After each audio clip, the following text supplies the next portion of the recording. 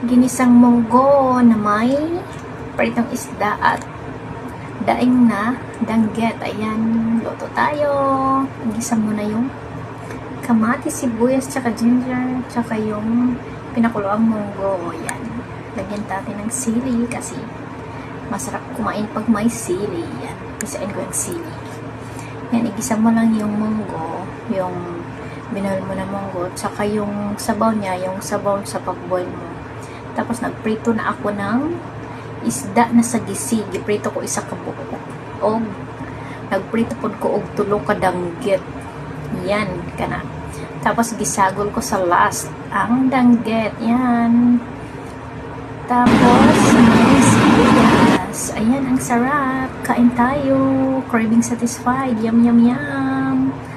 O, diba? Kain. Danggit, isda at munggo. Solve ang lunch mo. Thank you for watching. See you next vlog. Bye-bye.